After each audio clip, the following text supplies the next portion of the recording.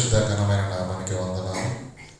గడిచిన కాలం అంతా మీ జీవన గల రెక్కల చాటున కాచి కాపాడు తండ్రి. మీ పిల్లలమైన మా అందరినీ ఈ అనానుకూల యుద్ధ కాల వాతావరణంలో కూడా తండ్రి కాపాడుతూ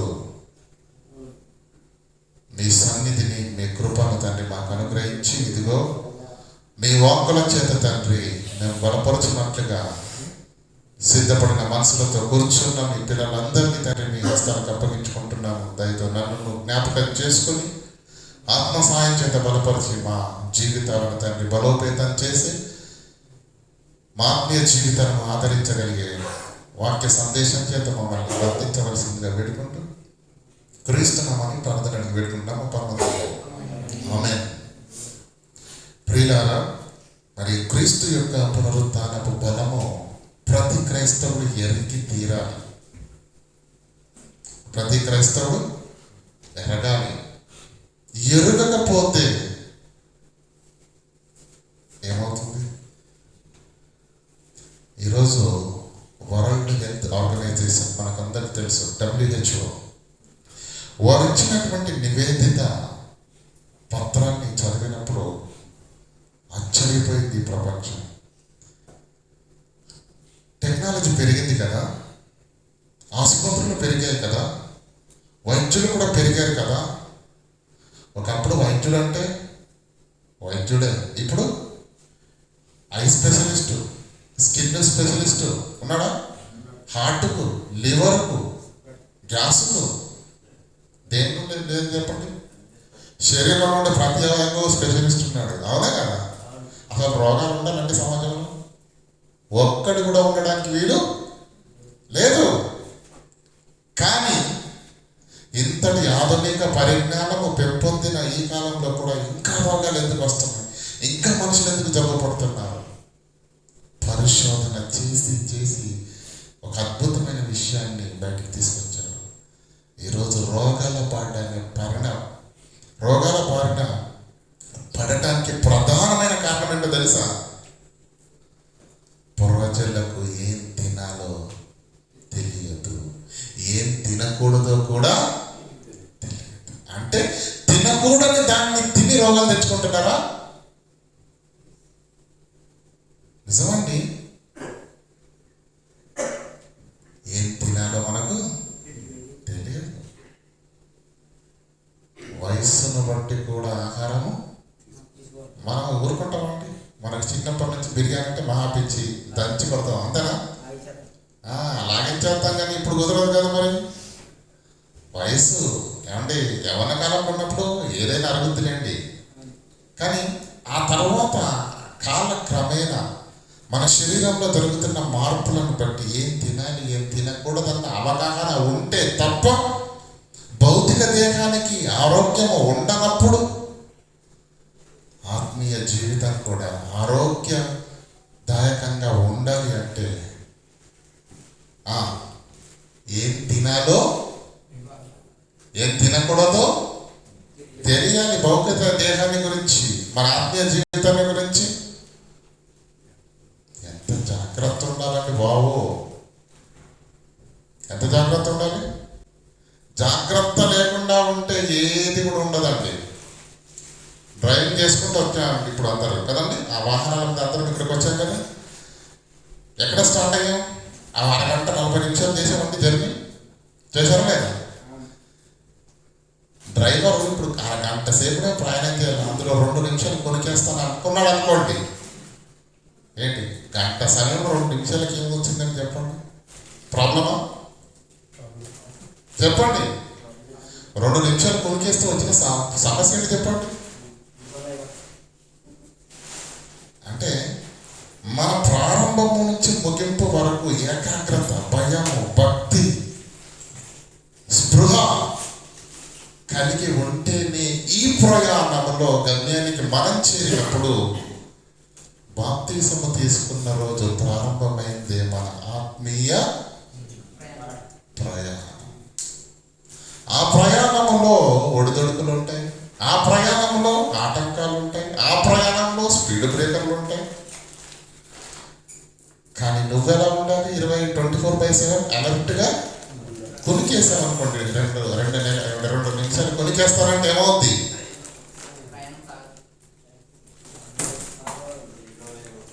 సామెతల గ్రంథం తీయండి దయచేసి. సామెతల గ్రంథము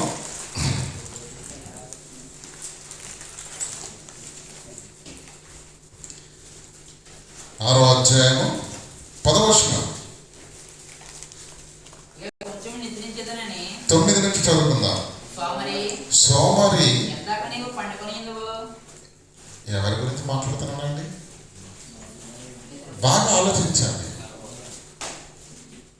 ఇది నిద్ర గురించి రాయబడిన మాట మాత్రం రూపకలంకరంలో రాస్తున్నాడు. సోమరి ఎందాక పండుకొని ఎందువు, ఎప్పుడు నిద్ర లేచేదవు, ఇంకా కొంచెం నిద్రించేదనని, కొంచెము కొనికేదనని, కొంచెం సేపు నీవనుకుందువు, అందుచేత దోపిడిగాడు వచ్చునట్లు దారిద్రము నీ యొద్దకు వచ్చును. ఆయుధదారుడు అంటే వాడి చేతిలో వెపన్స్ ఉన్నాయి. అలాంటి మన చేతిలో ఏమీ లేనప్పుడు ఎదుటోడు ఏదైనా చేతిలో కత్తో కర్రను పట్టుకొని వచ్చాడు అనుకోండి, ఉంటావా? అంటే ఆ విధానంలో వస్తుంది. ఏంటి? లేమి నీ యొద్దకు వచ్చును. బాగా ఆలోచించండి. మన ఆత్మీయ జీవిత ప్రయాణము ప్రారంభించబడింది బాప్తిస్మా తీసుకున్న దినాన, అవునా? అక్కడి నుండి ప్రయాణము కొనసాగుతూనే ఉంది ఇప్పటి వరకు. కానీ ఆ ప్రయాణము ఎలా సాగింది అనేది నీకు మాత్రమే బాగా తెలుసు. బాప్తిజం తీసుకున్న తొలి దినాల్లో ఉన్న ఆ పదునేంటి, ఆ భక్తి ఏంటి కదా, ఆ భయం ఏంటి, దేవుని కొరకు ఏ పనైనా చేయాలని ఆ తాపత్రయం, బాప్తిజం తీసుకున్న తొలి దినాల్లో ఉన్న భక్తి ఈరోజు వరకు ఉందా? అయితే నువ్వు ధన్యుడవు, అయితే నీవు ధన్యుడవు. ఒకవేళ అలా లేదండి, ప్రారంభంలో మామూలుగా లేదు, ఇప్పుడు మాత్రం చల్లబడినట్టుగా ఒకవేళ ఉన్నట్లయితే ప్రియులారా, అది మన జీవితాలకు క్షేమము కాదు. అందుకనే ప్రియులారా, ఆత్మీయ ప్రయాణము ఎలా ఉండాలో ఈరోజు మనము నేర్చుకుందాం కదా. సోమరి ఎందాక నువ్వు పండుకొని ఎందువు, ఎప్పుడు నిద్ర లేచదువు, ఇంకా కొంచెము. ఏమంటే మీరు ఉదయాన్నే డ్యూటీలోకి వెళ్ళే వాళ్ళు ఉంటారు కదా, అప్పుడప్పుడు కాస్త అజీర్తి చేసి సరిగా నిద్ర పట్టకనో, ఏమండి ప్రతిరోజు మనం 6 గంటలకు బయలుదేరుతాం అనుకోండి డ్యూటీకి, ఫర్ ఎగ్జాంపుల్గా చెప్తున్నాను. అప్పుడప్పుడు మధ్యలో మెలకు వస్తుంది. ఎన్ని గంటలకు? 3 కానీ 3:30 కానీ వచ్చింది అనుకోండి. అప్పుడు ఏమనుకుంటాం మనం? ఇప్పుడే ఇంకా టైము అవ్వలేదు అని చెప్పేసి చూస్తాం. ఇంకో 5 నిమిషాలు పడుకుందాం అనుకుంటాం. పడుకుంటావా? మనం పెట్టుకునే అలారానికో 1/2 గంట ముందు మెలకు వచ్చినా మనం ఏమనుకుంటాం? ఇంకా 15 నిమిషాలు ఉంది కదా, పర్లేదు అనుకుంటాం. అలా కన్ను మూసేసరికి, కళ్ళు మూస్తాం, మళ్ళీ కన్ను తెరిసేసరికి ఏమవుతుంది? టైము మధ్యాహ్నం అయింది, అవునా కదా? కనుక ప్రియులారా, మెలకు అనేది ఎంత ఇంపార్టెంటో ఒక నిద్ర రూపకలంకరంలో మనకు చెప్పబడుతున్నాడే కానీ అది మన ఆత్మీయ జీవితాల కొరకు చెబుతున్న మాట. ఇది ఇలాగే ఉంటుంది. అపోస్తలుడైన పౌలు రోమీలకు రాసిన పత్రిక 13వ అధ్యాయాన్ని తీయగలిగితే అక్కడ కూడా ఇదే విషయాన్ని మాట్లాడుతున్నాడు. చూడండి, 13వ అధ్యాయం 11వ వచనం, రోమీలకు రాసిన పత్రిక 13వ అధ్యాయం 11వ వచనం. మరియు మీరు కాలము నెరిగి నిద్ర మేలుకొని వేలైనదని మీరు తెలుసుకొని అలాగూ చేయండి. రోమాలో ఉన్న పరిశుద్ధులకు సంఘానికి పత్రికలు రాస్తూ పౌలు మాట్లాడిన మాట ఏంటండి? మీరు కాలము నెరిగి నిద్ర మేలుకోండి. పడుకున్నారండి? ఆ పత్రిక రాసామని పడుకున్నారని దాని అర్థం చెప్పండి. ఆత్మీయ జీవితాల గురించి మాట్లాడుతున్నాడు. రాత్రి పడుకుంటున్నారు, ఉదయాన్నే నిద్రలేస్తున్నారు, వారి యొక్క పనుల్లోకి వెళ్ళిపోతున్నారు. ఆ నిద్ర గురించి కాదు మాట్లాడుతున్నది పౌలు గారు ఇక్కడ. ఆత్మీయ జీవితాలు సుప్తావస్థ వ్యవస్థలోనికి, నిద్రమత్తులోనికి, గాఢ నిద్రలోనికి వెళ్ళిపోయిన ఆత్మీయ జీవితాలను తట్టి నిద్ర లేపి, ఒక విశ్వాసిగా, ఒక బాప్తిసం తీసుకున్నటువంటి నువ్వు ఎలా బ్రతకాలో అలా బ్రతకకుండా, ఎలా బ్రతకకూడదు అలా బ్రతుకుతున్నావని వారందరినీ దేవునికి దగ్గర చేసి ఆత్మీయ మేలుకొల్పు మాటలు రాస్తున్నాడు ఇక్కడ. చూడండి, మీరు కాలము నెరిగి నిద్ర మేలుకొని వేలైనదని తెలుసుకొని అలాగూ చేయండి. ఏంటి మేలుకొలుపు? ఏంటి నిద్రమత్తు? కిందికి మాట్లాడుతున్నాడు చూడండి. మనం విశ్వాసులమైనప్పటికంటే ఇప్పుడు రక్షణ మనకు మరీ సమీపముగా ఉన్నది. 13వ వచనంకి రండి. ఎందుకు మీరు నిద్ర మేలుకొని వేలైనదని తెలుసుకోండి, మీరు అలాగూ చెయ్యండి అని ఎందుకంటున్నాడు అంటే, ఆత్మీయ జీవితం ఎలా నిద్రలోకి వెళ్ళిందో చెబుతున్నాడు ఇక్కడ. అల్లరితో కూడిన ఆటపాటలైనను, మత్తతైనను లేక కామ విలాసములైనను, పోకిరి చేష్టలైనను, కలగమైనను, మత్సరమైనను లేక పగటి యందు నడుచుకున్నట్టు మర్యాదగా నడుచుకుందుము. మెట్టుకు ప్రభువైన, మెట్టుకు విశ్వాసమైన నీవు, బాప్తిసం తీసుకున్న నీవు, ఆత్మీయ జీవిత ప్రయాణాన్ని ప్రారంభించిన నీవు ఎక్కడో ఆగిపోయావు. పని పక్కన పెట్టేశావు, గురి లేదు. ఏం చేస్తున్నావు? మెట్టుకు ప్రభువైన యేసుక్రీస్తును ధరించుకున్న వారమ్మై శరీరేచ్ఛలను నెరవేర్చుకుంటున్నారు మీరు. కనుక శరీరేచ్ఛలను నెరవేర్చుకున్నటకు శరీరం విషయమై ఆలోచన చేసుకున్నకుడి. అంటే వాళ్ళు ఏం చేసుకుంటున్నారు? ఏం చేస్తున్నారు? శరీరేచ్ఛలను. క్రీస్తును ధరించుకున్న వారై, క్రైస్తవులై, బాప్తిసం తీసుకొని సంఘములో ఉంటూ, సంఘ సావాసములో ఉంటూ, అనునిత్యము వాక్య ధ్యానము చేస్తూ, మెట్టుకు ప్రభువైన యేసుక్రీస్తును ధరించుకున్న వారై శరీరేచ్ఛలను నెరవేర్చుకున్నటకు ఆలోచన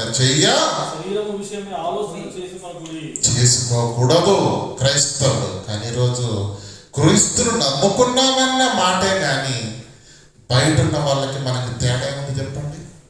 వారు కష్టపడుతున్నారు, మనము కష్టపడుతున్నాం. వారి పరుగు దేని కొరకు? మన పరుగు కూడా దాని కొరకే కదా. ఒక క్రైస్తవుని యొక్క జీవిత విధానము లోకంలో ఉన్న వారికి ఖచ్చితంగా భిన్నంగా ఉండాలి. అది ఈ రోజు కాదు, బాప్తిసం తీసుకున్న రోజే మనము నిర్ణయము తీసుకోవాలి. అపోస్తలుడైన పేతురు ఏమన్నాడు తెలుసా? మూర్ఖులైన ఈ తరము వారికి వేరై మీరు రక్షణ పొందండి. మీరు వేరైతేనే రక్షణ. అక్కడే ఉంటే రక్షణ రాదు, వర్ధించదు, అప్లికేబుల్ కాదది. మూర్ఖులైన ఈ తరము వారికి మీరు వేరుగా ఉండాలి. మీ జీవితం వేరుగా ఉండాలి, మీ జీవిత విధానము వేరుగా ఉండాలి, మీ దినచర్య వేరుగా ఉండాలి, మీ ఆలోచన శైలి కూడా వేరుగా ఉండాలి. లోక స్నేహము దేవునితో వైరమని మీరు తెలియదండి క్రైస్తవులకి మాట. లోక స్నేహము మనం దేవునితో స్నేహం ఎప్పుడు చేస్తామండి? అన్న కనిపించాడు. ఆదివారపు ఆరాధనలో దేవుడు, మిగతా సమయంలో లోకం. ఎంత అద్భుతమైన పాటలు పాడారు కదా ఇందాక మన సహోదరులు. దినమెల్లా నేను పాడినా కీర్తించిన నీ రుణము నేను. మరి ఏం చేయాలి చెప్పండి? అంకితం చేయాలి బ్రతుకును. ఇక్కడ ఉన్నప్పుడే కాదండి, 24 గంటల్లో మనం కొద్దిపాటి సమయం దొరికినా వాక్యాన్ని ధ్యానించాలి, వాక్యం కొరకే ఆలోచించాలి, ఆత్మీయ జీవితం కొరకే ఆలోచనలు ఉంటాయండి. ఇక్కడ లాగౌట్ చేసామంటే మళ్ళీ సండే రోజే లాగిన్ చేస్తాం.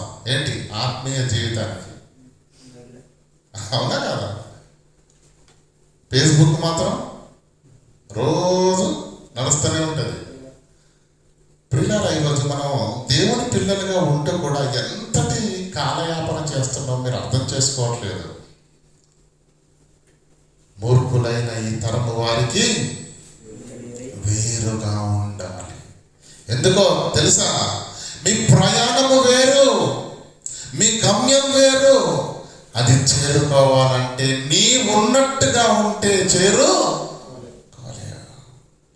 అందుకే ఉంటుండు, క్రీస్తును ధరించుకున్న వారై మీరు శరీరేచ్ఛలను నెరవేర్చుకొనుటకు శరీరం కొరకు ఆలోచన చేసుకొనకుడికి ఆత్మ కొరకు ఆలోచించండి. దాన్ని బ్రతికించుకోవడం కొరకు ఆలోచించండి. 10 ఆత్మలను దేవుని యొద్దకు చేర్చడానికి ఆలోచించండి. క్రైస్తవుని ఆలోచన, లోకస్తుని ఆలోచన ఒకటే విధంగా ఉన్నప్పుడు వాడెక్కడికి చేరుకుంటాడో నువ్వు కూడా అక్కడికే వెళ్తావు కదా. మనం వెళ్ళవలసింది ఎక్కడికి? మన పౌరస్థితి పరలోకమందున్నది. పరలోకమందుంటే పరలోక వారసత్వం మనం పొందుకోవాలంటే ప్రియులారా, అందుకు సంబంధించిన జీవితాన్ని మనము జీవించాలి. ఇప్పుడు ఎక్కడున్నామండి మనం అందరం? ఎక్కడున్నాం? ఈ దేశంలో ఉన్నాం. మన దేశమా? ఏమంటాం దీన్ని? పరదేశము అంటాం. అవునా కదా? పరదేశంలో ఉన్నాం. పరదేశంలో భోజనం చేస్తున్నామా? ఉద్యోగం చేస్తున్నామా? పడుకుంటున్నామా? పరదేశంలో 5 నెలలున్నా, 10 నెలలున్నా, సంవత్సరం ఉన్నా, 2 సంవత్సరాలు ఉన్నా, 4 సంవత్సరాలు ఉన్నా నీ దేశము వాళ్ళతో కాంటాక్ట్లో ఉంటావా? ఉండవా? ప్రతిరోజు మాట్లాడతావు శుభ్రంగా, అంతేనా కదా? ఆడియో ప్లస్ వీడియో, అంతేనా కదా? వారికి కష్టం వచ్చిందంటే వారు నీకు చెబుతారు, నీకు బాధ అనిపిస్తే నువ్వు వారికి. అంటే దేశాలు దూరంగా ఉన్నాయి కానీ మనసులు అర్థమవుతుందా లేదా? ఎందుకంత బంధం? సంవత్సరం కాగానే చీటీ పెట్టి అక్కడికి వెళ్ళాలా వద్దా? వెళ్తామా లేదా? ఎందుకు? ఇక్కడ ఎంత కాలం ఉన్నా మన హృదయంలో ఏముంటుందో తెలుసా? ఇది నా దేశము కాదు, వెళ్ళాలి. ఎక్కడికి?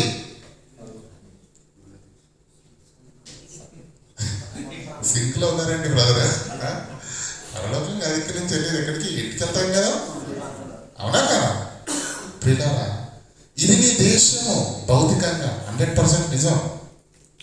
ఇండియా ప్రాంతానికి వెళ్ళి నా రక్త సంబంధులు, నా బంధువులు, తల్లి, తండ్రి, కన్నబిడ్డలు, కట్టుకున్న భార్య, పుట్టిన దేశం నాది, మంచిది.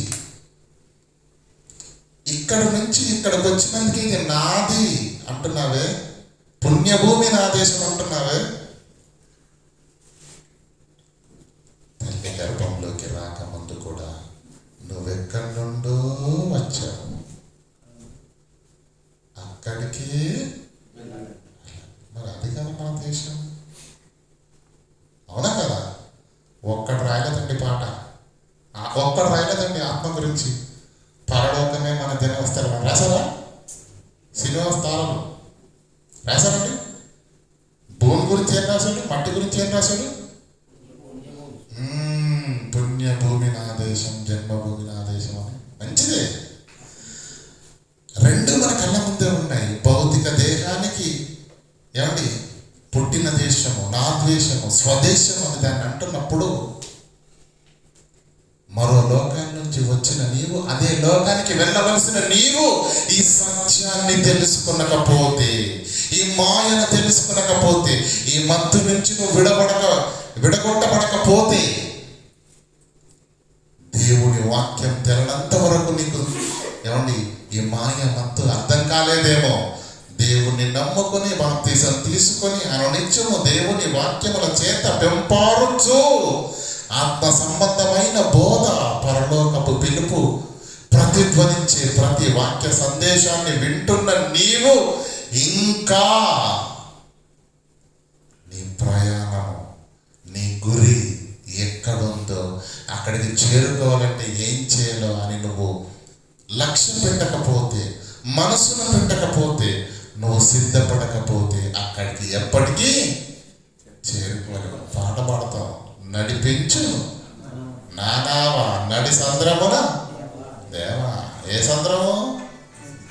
లోకమనే కష్టాలు, కన్నీళ్ళు, బాధలు, శ్రమలనే ఈ మహాసంద్రములో నా ఆత్మీయ జీవిత ప్రయాణము ఒక నోడల, ఒక ఓడల ఏమండి అలజడికి తల్లాడుచుంది ప్రభువా. కనుక నువ్వేం చేయి?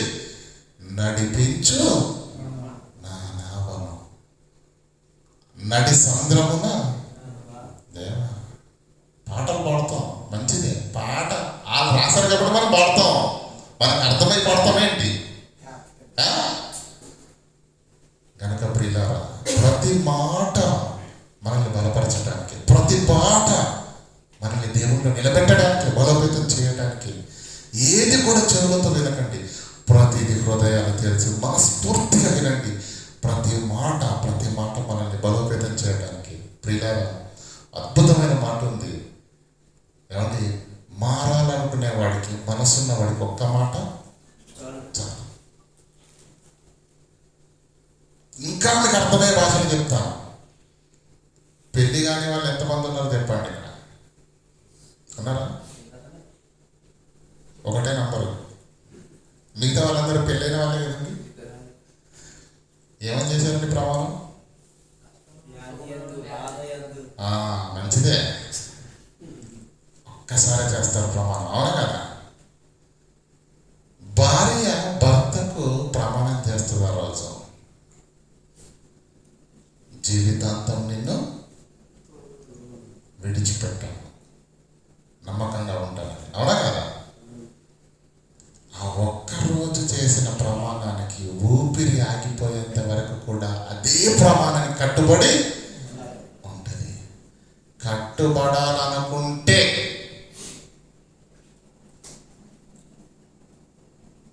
ఒకవేళ కట్టుబడి ఉండకూడదు అనుకునే స్త్రీకి ప్రతిరోజు ప్రమాణం చేయించు. ప్రొద్దున లేవగానే ప్రమాణం తీసి గట్టి మిట్ట పెట్టేసి ఏమండి తన కాలం తీసి బయట పెడుతుంది. కనుక ప్రియులారా, ఒక స్త్రీని నేను ఎందుకు చెప్పానో తెలుసా? యేసుక్రీస్తు వరుడైతే సంఘమే వధువు. మనమందరము క్రీస్తుకు ప్రధానము చేయబడిన వధువుల వలె ఉన్నాము. అయితే నీకు ప్రమాణం చేసిన నీ భాగస్వామి భార్య చేసిన ఆ ప్రమాణానికి కట్టుబడి జీవితాంతము నమ్మకంగా నీకుంటున్నప్పుడు అదే ప్రమాణము బాప్తిసంలో నీవు క్రీస్తుకు చేస్తే, ఆ ప్రమాణాన్ని మర్చిపోయి లోకాశలకు లొంగిపోయి లోతు భార్యలాగా మనం బ్రతుకుతే ఆత్మీయ పడవ, నావ అది గమ్యానికి చేరుతుందా? చేరదు. ప్రియులారా, ఎటు వెళుతుంది మన ఆత్మీయ జీవితం? ఏ ఆలోచన లేదండి. ఉదయం లేవగానే డ్యూటీకి వెళ్ళాలి, సాయంకాలం రాగానే మంచి వంట చేసుకొని ఆడుకోవాలి. నెల రాగానే సాలరీ రావాలి, ఆ సాలరీ రాగానే ఇంటికి పంపించాలి. మిగతా కొన్నింటిని మనకు ఇష్టానుసారంగా కొన్నింటిని కొనుక్కోవాలి, ఖర్చు పెట్టుకోవాలి. ఇలా సాగిపోతుంది. కానీ ఒక్కసారి ఆలోచిస్తున్నారా నా ఆత్మీయ స్థితి ఎలా ఉంది? దినాలు గడుస్తున్న కొద్ది దేవునికి దగ్గర అవ్వాలి కదా, దేవునితో బంధం పెరగాలి కదా. ఈ లోకాన్ని విడిచిన రోజు వెళ్ళే ప్రయాణం ఉంది కదా. నా కుమారుడా అని నేను హత్తుకొనడానికి సిద్ధంగా ఆ తండ్రి ఉండాలి అంటే భూమి మీద అనుక్షణం ఎలా ఉండాలి? ఇంటికి ఫోన్ చేయకండి సంవత్సరం దాకా.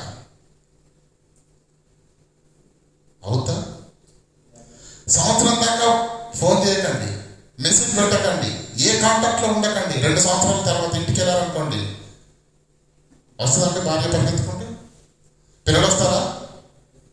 ఏ మన పరలోకం తండ్రి, పరలోకం వెళ్ళాలి కదా. క్రైస్తవ జీవితం అంటే ప్రియులారా ఏదో ఆదివారం రోజు వచ్చి కూర్చొని వెళ్ళిపోవడం అనుకుంటున్నారు తప్ప, ఈ ప్రయాణాన్ని, ఈ జీవితాన్ని నువ్వు ఎలా బ్రతకాలో నీకు తెలియదు, ఎలా బ్రతకకూడదో నీకు తెలియదు. రోగాలు రావడానికి కారణం ఏంటని చెప్పారు? ప్రజలకు ఏం తినాలో తెలియదు, ఏం తినకూడదో.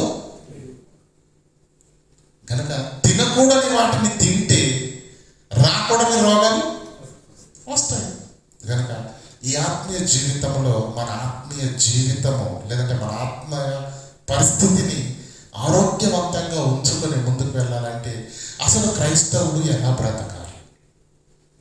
చిన్నది బాప్తిజం తీసుకున్న రోజు వినవలసిన మాటలు ఇవన్నీ కూడా, అవునా కదా? రోమిలకు రాసిన పత్రిక తీయండి ఒకసారి, 12వ అధ్యాయం మొదటి నుంచి చదువుకుందాం. కాబట్టి సహోదరులారా, తీసారండి? తెలుగులో ఒక పద్యం ఉందండి, నేను జస్ట్ స్టార్ట్ చేస్తాను, మీరు ఫీల్ చేయాలి. పుత్రోత్సాహం అని ఒకటి పద్యం ఉంటుందండి. చదవండి, మీరు కంటిన్యూగానే ఉంటుంది. పుత్రోత్సాహంబు తండ్రికి పుత్రుడు జన్మించినప్పుడు పుట్టదు జనులారా. ఎప్పుడు పుట్టుద్ది?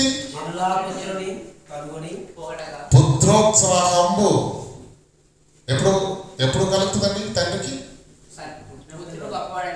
జనులు ఆ పుత్రుణ్ణి పొగడగా అప్పుడు పుత్రోత్సాహంబు నాడు పొందుర సుమతి. అర్థమవుతుందా లేదా? ఆత్మీయ జీవితం ప్రారంభించగానే దేవుడు సంతోషం, హ్యాపీ. కానీ ఇది ముడతదమ్ముంటుందా? గమ్యానికి చేరుద్దా చేరదా? మీరు బాగా ఆలోచించండి, క్రైస్తవ భక్తి జీవితాన్ని పరిశీలించండి. ఏమండి, కాస్త మనసు పెట్టి ఆలోచిస్తున్న మనకి ఇంత అర్థమవుతున్నప్పుడు, ఆకాశం నుంచి కనులు తెరిచి దేవుడు చూస్తున్నప్పుడు ఏమండి వరద వచ్చినట్టుగా వస్తారు. నిలదొక్కుంటారా? ఇక్కడ కొన్ని రోజులు, అక్కడ కొన్ని రోజులు, అక్కడ కొన్ని రోజులు, అక్కడ కొన్ని రోజులు, అక్కడ కొన్ని రోజులు. సంఘాల్లో స్థిరంగా ఉండరు, ఆత్మీయ జీవితంలో స్థిరంగా ఉండరు. అలా దేవుళ్ళలోకి వస్తారు, 4 రోజులు కనిపిస్తారు, ఆ తర్వాత మన ఇంటికి వెళ్ళిపోతారో తెలియదు. పుత్రుడికి కుమారుడు పుట్టిన తండ్రికి పుత్రుడు పుట్టగానే పుత్రోత్సాహము కలగదు. పుత్రుని కనుకొని పొగడగా పుత్రోత్సాహంబు నాడు పొందుర సుమతి అన్నాడు. మనం కూడా దేవునిలో పుట్టాం, క్రీస్తులో. ఎప్పుడు బాప్తిజం తీసుకున్న రోజు. అలా పుట్టినటువంటి మనము దేవునికి ఎలా కనిపిస్తున్నాం? ఈ రోజు పుట్టి 15 ఏళ్ళు అయిందా? బాప్తిజం తీసుకొని 20 ఏళ్ళు అయిందా? 30 ఏళ్ళు అయిందా? 40 ఏళ్ళు అయిందా? ఈ రోజు నువ్వు ఎలా కనిపిస్తున్నావు దేవునికి? ఎప్పుడైనా ఆలోచించావా? ఆకాశం నుంచి ఏమంటే నిన్ను పరిశీలిస్తున్న దేవునికి నీవు ఎలా కనిపిస్తున్నావు? ఆలోచన లేదు. చూడండి, చదవండి మాట. కాబట్టి సహోదరులారా, పరిశుద్ధమును దేవునికి అనుకూలమైన సజీవ యాగముగా నీ శరీరములను ఆయనకు ఆయనకు సమర్పించుకోండి. మిమ్మల్ని బతిమాలుకొనుచున్నాను. బాగా ఆలోచించండి. నేను కొన్ని పదాలను చెప్తాను, మీరు అండర్లైన్. సహోదరులారా, పరిశుద్ధమును దేవునికి అనుకూలమైన సజీవ యాగముగా మీ దాన్ని అండర్లైన్ చేయండి. మీ శరీరములను అన్నాడు. అంటే శరీరం వేరు, మనము అంతే కదండి. ఇదేంటండి? ఇది నేను కాదు, నేను వేరు, ఫోన్ వేరు.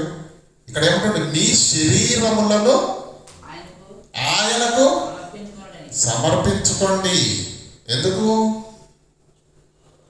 సమర్పించుకోండి అని ఏం చెప్తున్నాడట?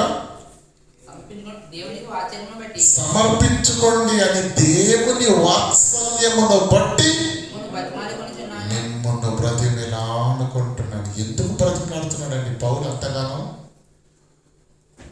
మీ శరీరాలను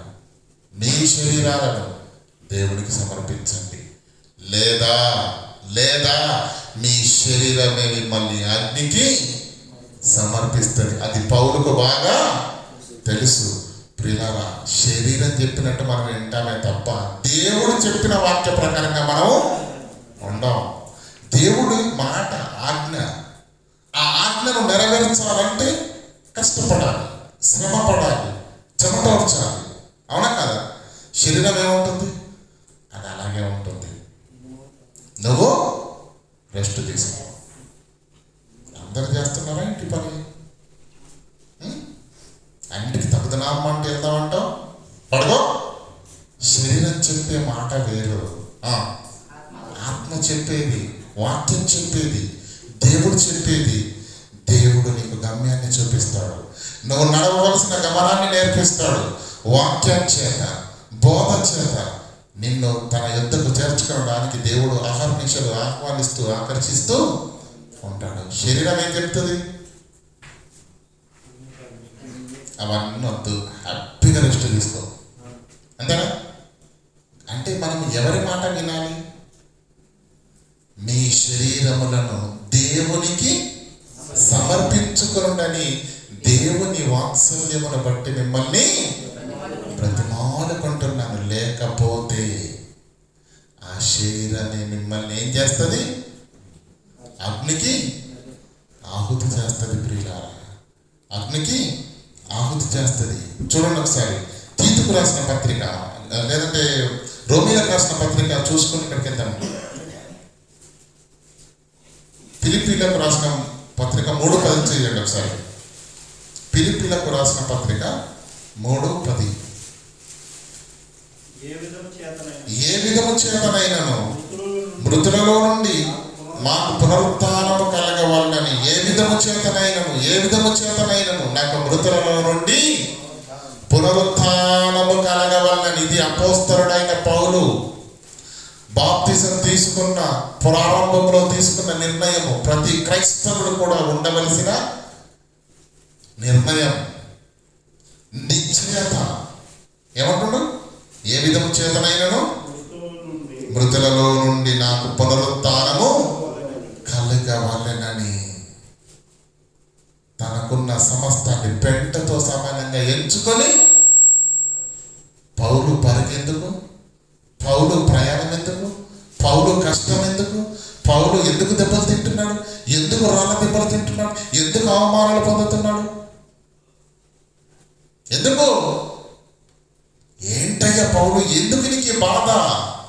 మృతులలో నుండి నాకు పునరుత్థానము కలగవలనని సమస్తాన్ని నేను ఓర్చుకుంటున్నాను, సహిస్తున్నాను. నాకు తెలుసు, నేను పిచ్చోని కాదు. నాకేం కావాలో తెలుసు. నేను ఏం పొందటానికి ఇవన్నీ భరిస్తున్నాను నాకు బాగా తెలుసు. అర్థమవుతుందా? 14వ చదవండి. క్రీస్తు యేసునందు దేవుని ఉన్నతమైన పిలుపు నరులారా తిరిగి రండి. జయించువానికి నా సింహాసనము మీద కూర్చుండబెట్టెదను. దేవుని పిలుపు అంటే ఇది. క్రీస్తు యేసునందు దేవుని ఉన్నతమైన పిలుపునకు కలుగు బహుమానము పొందవలెనని గురి యొద్దకే పరిగెత్తుతున్నాను. అపోస్తలుడైన పౌలుకు తెలుసు తాను ఎక్కడికి ప్రయాణిస్తున్నాడో, తాను ఎక్కడికి వెళుతున్నాడో. ఈరోజు మనకు తెలుసా మన ఆత్మీయ ప్రయాణాలు ఎటు వెళ్ళిపోయాయో? అసలు స్టీరింగ్ మీద చేతి ఉందా లేదా? అసలు తెలియదా? బస్సు గమ్యానికి చేరాలంటే డ్రైవర్ ఎక్కడ ఉండాలండి? ఎన్ని సీట్లు ఉంటాయండి బస్సులో? ఎన్ని ఉంటాయండి? ఎంతమంది కూర్చుంటారండి బస్సులో? 70 మంది కూర్చుంటారా? అంటే 70 సీట్లు ఉన్నట్టే కదా. డ్రైవర్ గారు కూడా ఒక సీట్ ఉంటుందండి. వెనకంతలు అందరూ అంతాక్షరి ఆడుతున్నారు అనుకోండి, నాకు కూడా అంతరిక్షం అంటే బాగా ఇష్టం అని చెప్పేసి డ్రైవర్ తన సీట్ని వదిలేసి అక్కడికి వెళ్ళి కూర్చున్నాడు అనుకోండి, ఏమవుతుంది చెప్పండి? గమ్యం చేరుతుందా? గనక ప్రియులారా, దుబాయ్లో ఉన్నాం, కంపెనీలో ఉన్నాం, కంపెనీ ఉంటుంది, కంపెనీ ప్రెషర్ ఉంటుంది, కాదనట్లేదు. ఉద్యోగం ఉంటుంది, తప్పకుండా చెయ్యాలి, నేను కాదనట్లేదు, అది తప్పదు మనకు. ఎందుకంటే అది ఆ పొట్ట పోషించుకోవడానికి ఉద్యోగం మన కుటుంబానికి ఈరోజు ఆధారమైనప్పుడు గౌరవంగా చేయండి, శక్తిలోపం లేకుండా చేయండి ఉద్యోగాన్ని. కానీ మిగతా సమయాన్ని నీ ఆత్మీయ జీవితం కొరకు ఖచ్చితంగా కేటాయించాలి, ఆలోచించాలి. ఏం చెయ్యాలి, ఏం చెయ్యాలి, ఎక్కడ ప్రారంభమైంది, ఎక్కడి వరకు ఎదిగాము, ఎక్కడికి చేరుకున్నావు. ఈరోజు మరణం నిన్ను పలకరిస్తే పరలోకం వెళ్ళే స్థితిలో నీవు నేను ఉన్నావా? లేకపోతే ప్రియులారా, అనుదినము మార్చుకుంటూ, అనుదినము నేర్చుకుంటూ దేవునికి దగ్గరగా మన ఆత్మీయ ఈ 15 ఏళ్ళ ప్రయాణం, 20 ఏళ్ళ ప్రయాణం, 30 ఏళ్ళ ప్రయాణం ఉంది కదండి. ఏమైనా దేవునికి కనెక్ట్ అయ్యామా? దేవునికి దగ్గర అయ్యామా? లేకపోతే కష్టం ప్రియులారా, లేకపోతే కష్టం. గురి ఎద్దకే పరిగెత్తుతున్నాను. అపోస్తలుడైన పౌలుకు ఉన్న గురి ఈరోజు నీకు నాకు ఉండాలా వద్దా? ఉందా? లేదు ప్రియులారా, లేదు. తీతుకు రాసిన పత్రిక 3వ అధ్యాయం 5వ వచనం చదవండి. మనము నీతిని అనుసరించి చేసిన క్రియల మూలముగా కాక తన కనికరము చొప్పున పునరుజన్మ సంబంధమైన స్నానము ద్వారా, బాప్తిస్మము ద్వారా పరిశుద్ధాత్మ మనకు నూతన స్వభావము కలుగచేయుట ద్వారా మనలను రక్షించెను. రక్షించబడిన నీవు, రక్షణలోనికి వచ్చిన నీవు, దేవుని సన్నిధిలోనికి వచ్చిన నీవు, అనునిత్యము దేవుని వాక్యముల చేత, ఆత్మ సంబంధమైన పాటల చేత బలపరచబడుతూ పెంపారుచున్న నీవు ఎలా ఉండాలి?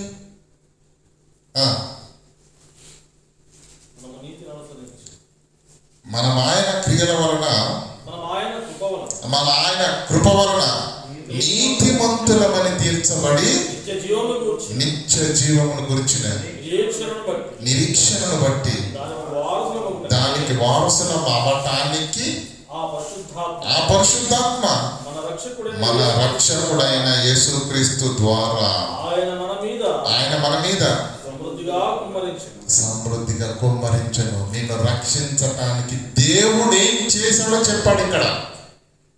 నిన్ను రక్షణలోకి తేవటానికి, నీ మీదున్న పాప భారాన్ని తొలగించటానికి దేవుడు ఏం చేశాడో చెప్పాడు ఇక్కడ. మరలా ఒక్కసారి చదవండి. మనం ఏమండి 5 నుంచి నీతిని అనుసరించి చేసిన క్రియల మూలముగా కాదు నువ్వు రక్షించబడ్డది, తన కనికరము చొప్పున పునర్జన్మ సంబంధమైన స్నానము ద్వారా పరిశుద్ధాత్మ మనకు నూతన స్వభావమును కలగచేయుట ద్వారా మనల్ని రక్షించెను. ఇదంటే జరిగింది మన రక్షణలో. మనం కష్టపడ్డదేమీ లేదు, మనం సాధించిందేమీ లేదు. ఆయన కనికరము చొప్పున, ఆయన కృప వలన మనము రక్షణలోనికి వచ్చాము. మన పైన పాప భారాన్ని తీసివేసింది క్రీస్తు శిలువ యాగమే తప్ప మనము కాదు. మనం రక్షించాడు. మనం ఆయన కృప వలన నీతిమంతులుగా తీర్చబడ్డాము. ఎలా నీతిమంతులమేమండి?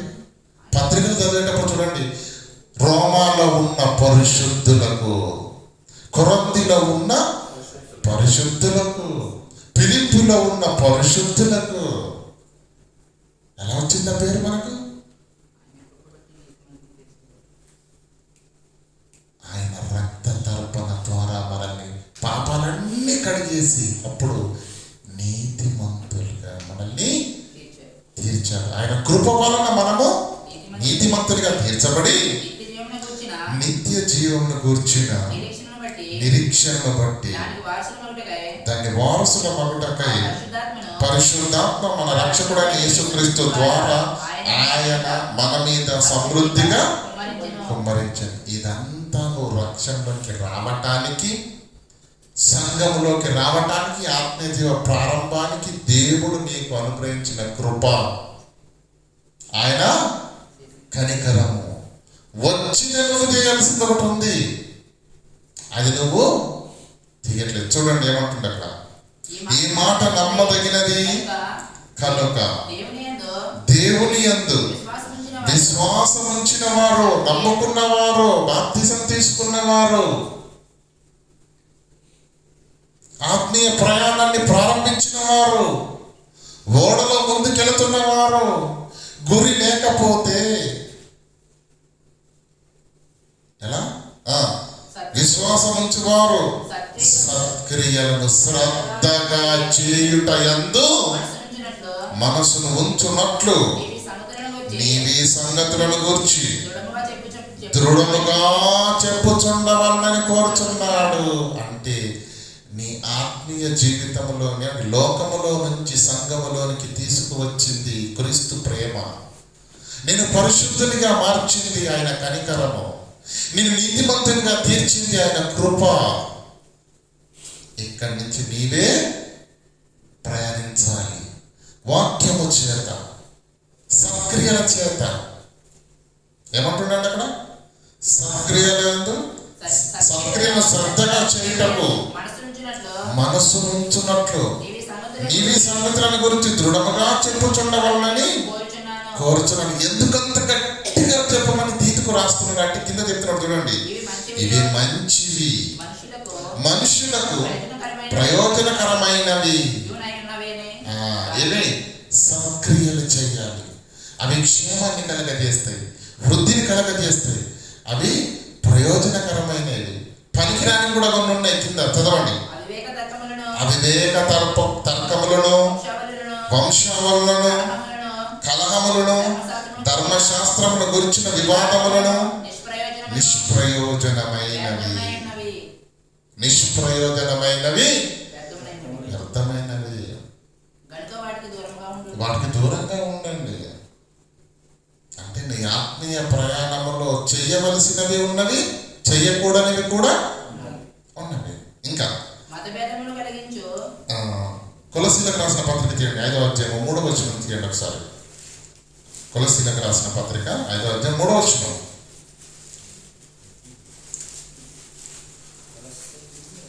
క్షమించండి, కొలసీ 3:5. కావున భూమి మీదనున్న ఏమంటే ఇక్కడ మీకు ఒక విషయం చెప్పాను, చదవండి. నీ అవయములను అనగా భూమి మీదనున్న నీ అవయవములు అన్నాడు. మీరు తెలుగే చదువుతున్నారు, ఆగండి. అక్కడ మీ శరీరంలో ఉన్న అవయవములను అని రాసాడా? ఏంటి అవనంటున్నారు? చూస్తున్నారా వాక్యాన్ని? ఏమంటున్నా అక్కడ? భూమి మీదనున్న, భూమి మీద ఉన్నాయా, శరీరంలో ఉన్నాయా? మనకు అవయవాలు ఎక్కడ ఉన్నాయండి? కళ్ళు ఎక్కడ ఉన్నాయి? కాళ్ళు ఎక్కడ ఉన్నాయి? చేతులు ఎక్కడ ఉన్నాయి? ముక్కు ఎక్కడ ఉంది? నోరు ఎక్కడ ఉంది? చిన్నప్పుడు నేర్చుకున్నాం కదా, ఇది కన్ను. ఇప్పుడు చెప్పాల పాఠాలు. మరి అవయవాలు శరీరం కదండి ఉండేది. మీ శరీరమునకున్న అవయవాలు అన్నాడా? లేదు. ఏమంటాడు? భూమి మీద మీ అవయవాలు అనగా నీకు చేతి ఎంత ఉపయోగకరంగా ఉందో పాపం అంతే ఉపయోగకరంగా ఉందని దాని అర్థం. అంత వంట పట్టించుకున్నామని దాని అర్థం. ఏమంటాడు? భూమి మీద ఉన్న మీ అవయవములు అనగా జారత్వము, అపవిత్రత, కామాతురత, దురాశ, విగ్రహారాధన అయిన ధనాపేక్షను చంపివేయండి. అది మీ ఆత్మీయ జీవిత ప్రయాణాలకు మంచిది కాదు. అది నిన్ను గమ్యము చేరనివ్వదు, అది నిన్ను ఎదగనివ్వదు, అది నిన్ను ముందుకు సాగనివ్వదు. కనుక నువ్వు దాన్ని ఏం చేయాలి? చంపాలి. చంపడం అంటే చంపడం అనే పదమే మంచిది కాదండి, అంతేనా కదా? అని ఒకవేళ నువ్వంటే, మనకు మంచి ఎగ్జాంపుల్, మీకు ఎగ్జాంపుల్ చెప్పాను కదా. ఈరోజు భయంకరమైన విషయం జ్వరం ఒకటి ఉందండి. దాని పేరేంటి చెప్పండి?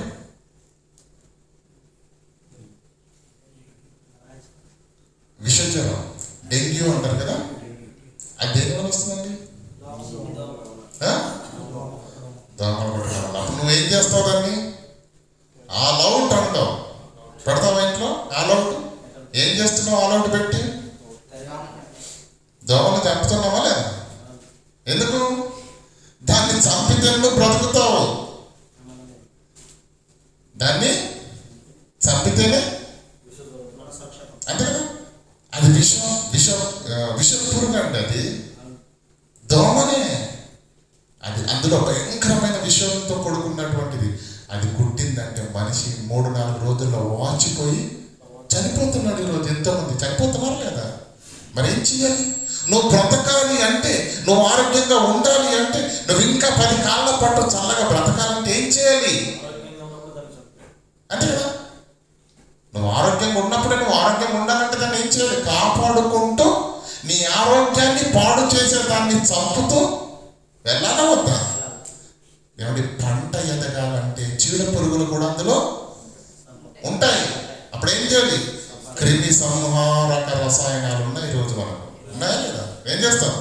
రైతుకు తెలుసు, ఈ పురుగు చేస్తేనే ఆ పంట మరణ ఆరోగ్యంగా పెరుగుతుంది.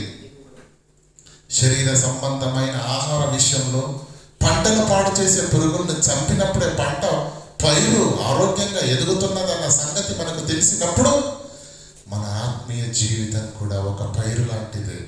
అది ఎదగాలంటే, అది ఫలించాలంటే, అది ముందుకు సాగాలంటే నిన్ను ఆటంకపరుస్తున్న వాటిని ఏం చేయాలి? నీ యవ్వనంలో అనగా జాగ్రత్తను, అపవిత్రతను, కామాతురతను, దురాశను, విగ్రహారాధనను అయిన ధనాపేక్షను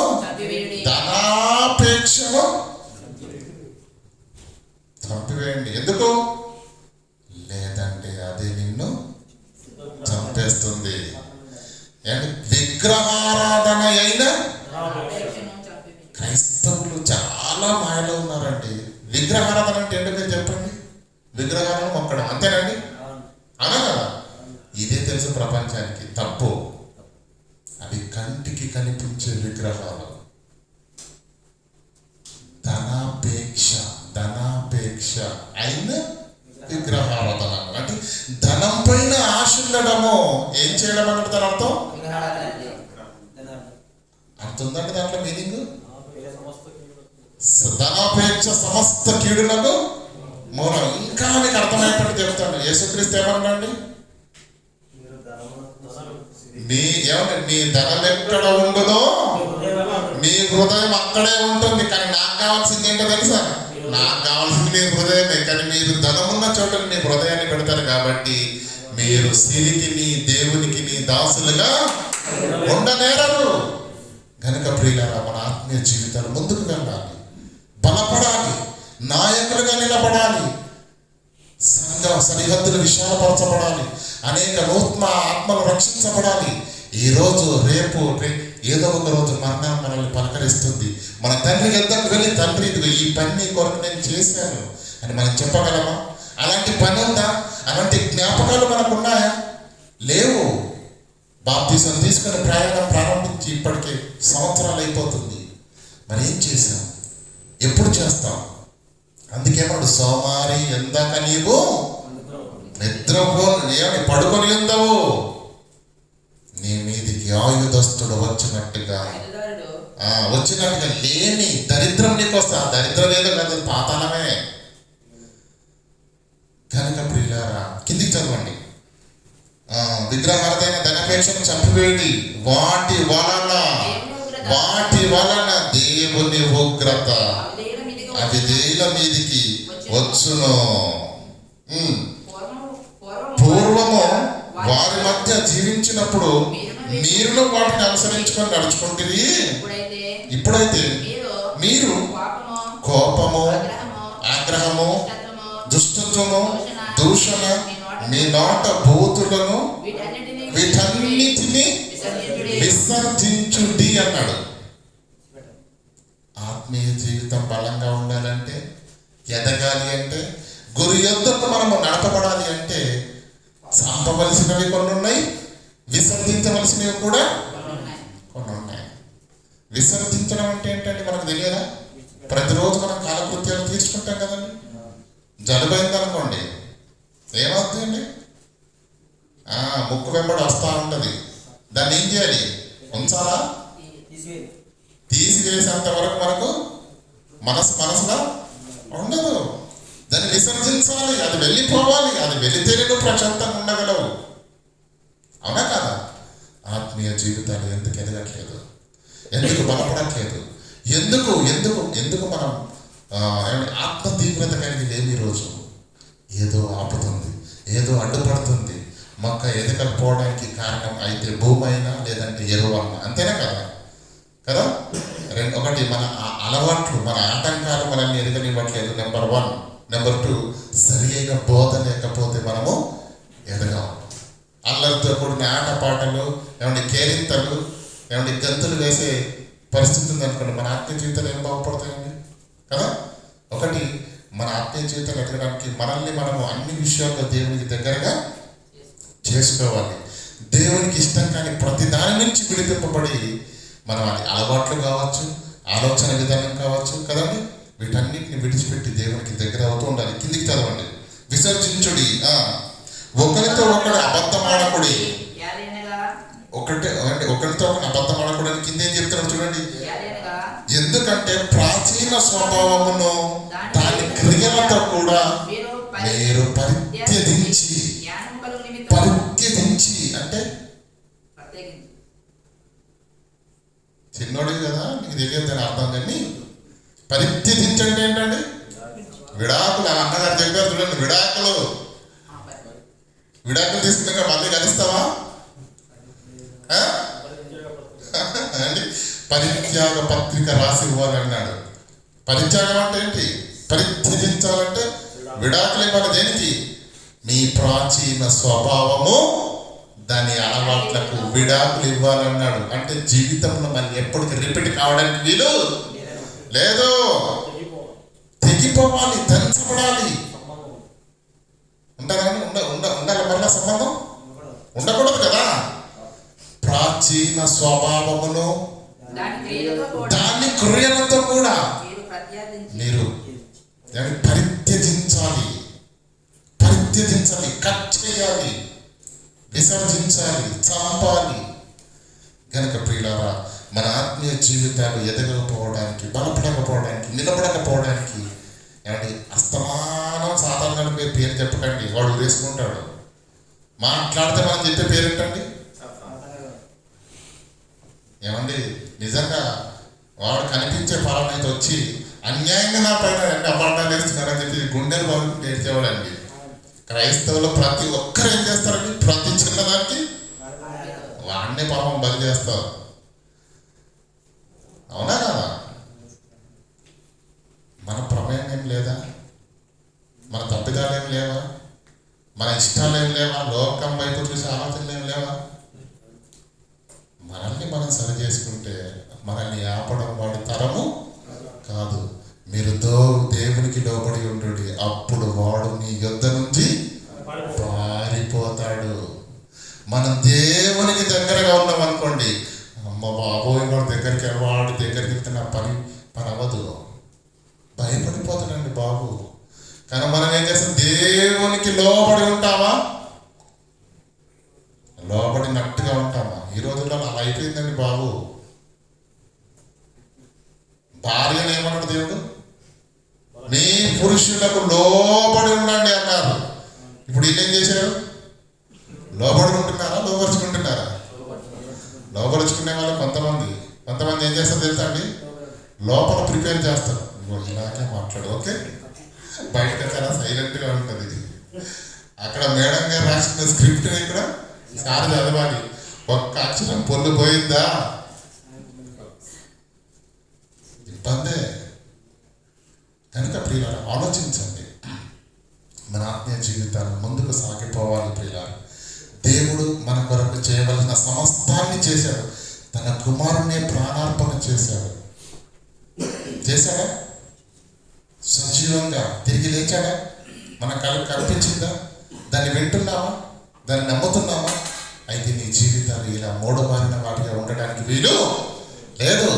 బలంగా ఆత్మావేశంతో ప్రియులారా, దేవుని యొక్క నడిపింపుతోటి అనేక ఆత్మల రక్షణ కొరకు మనమందరము కథం తొక్కాలి, నడుం కట్టుకోవాలి. బలవంతులుగా ఈరోజు ఆయుష్ ఉంది, ఆరోగ్యం ఉంది, బలం ఉన్నది, తెలివి ఉన్నది, సమయం ఉన్నది. కొన్ని రోజుల తర్వాత ఇవి ఉండకపోవచ్చు.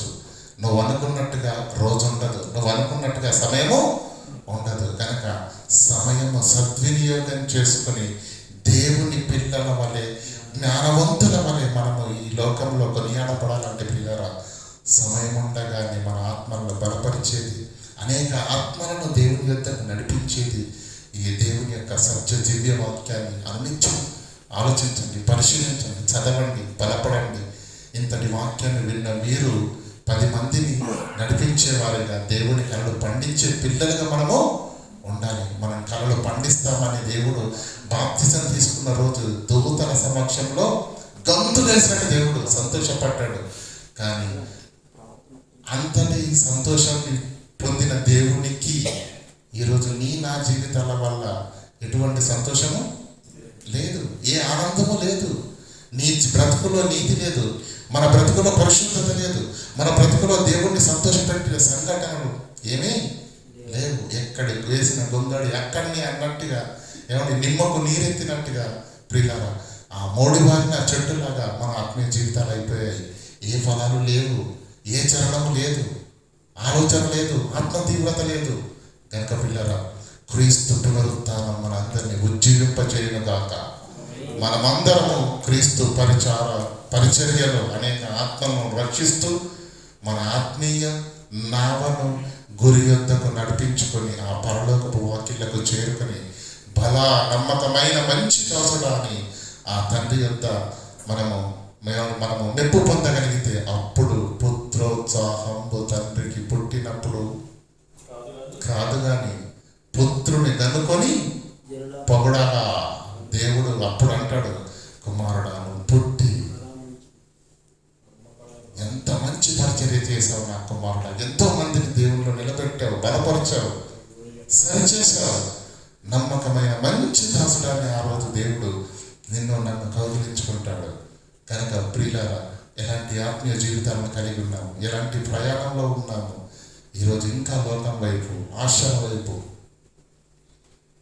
వద్దు. చంపవలసినవి కొన్ని ఉన్నాయి, విసర్జించవలసినవి కొన్ని ఉన్నాయి, పరిత్యజించవలసినవి వాటిని ఎంటేసుకొని రాకండి. మన ఆత్మీయ జీవితాలు బాగుండవు. కనుక ఆలోచించండి, అర్థం చేసుకోండి, మనలో ఉన్న లోపాలను సరి చేసుకొని ఒప్పుకొని విడిచిపెడితే మనందరినీ కనికరించి బలవంతులుగా మార్చడానికి మన తండ్రి సిద్ధంగా ఉన్నాడు. అటువంటి ఆత్మీయ నడిపింపు కాపుదల మనందరికీ దయచేయను గాక. ప్రార్థన చేసుకుందాం. కనికరంగా దేవ, కృపోన్నతులైన మా తండ్రి, నీ పాదాలకు వందనాలు. క్రీస్తు పునరుత్థానాన్ని తండ్రి కనులారా చూసిన ఆనాటి సమాజం, సాక్షులుగా ఉన్నటువంటి అపోస్తలులు గొంతెత్తి గర్జించి చెప్పినప్పుడు క్రీస్తు పునరుత్థానాన్ని గురించి తండ్రి లోకమంతా ప్రచురం కావలసిన వేళ మృతుల పునరుత్థానము లేదని గుంపు మనుష్యుల నుంచి బయలుదేరినప్పుడు, మీ కళలను ఆటంకపరిచే ప్రతి క్రియ మనుషుల జీవితాల్లో జరుగుతున్నప్పుడు, మా ఆత్మీయ జీవితంలో కూడా తండ్రి ప్రారంభించబడి తండ్రి చాలా కాలమైంది, కానీ మేము ఎదగలేకపోతున్నాము, బలపడలేకపోతున్నాము, ముందుకు సాగలేకపోతున్నాము. దానికి కారణం అపవాది తన కుయుక్తితో మమ్మల్ని ఎక్కడో మన ఆత్మీయ జీవితాల్లో కుంటుపడేటట్టుగా చేశాడన్న వాస్తవాన్ని మీ పిల్లలమైన మేము గ్రహించడానికి ఆత్మ సహాయం చేత అందించిన ప్రతి మాటను బట్టి తండ్రి మీకు కృతజ్ఞతాస్తులు తెలియజేస్తున్నాం. విని తండ్రి మరచివారం కాకుండా మాలో ఉన్న తండ్రి అవిధేయతను ఒప్పుకొని విడిచిపెట్టి తండ్రి మీ కనికరం పొందుటకు మా అందరినీ తండ్రి మీ జీవం గల రెక్కల చాటున కాచి కాపాడి ఆశీర్వదించి ఫలభరితంగా మార్చవలసిందిగా వేడుకుంటూ క్రీస్తునామని ప్రార్థన వేడుకుంటున్నాం పరమ తండ్రి. ఆమేన్.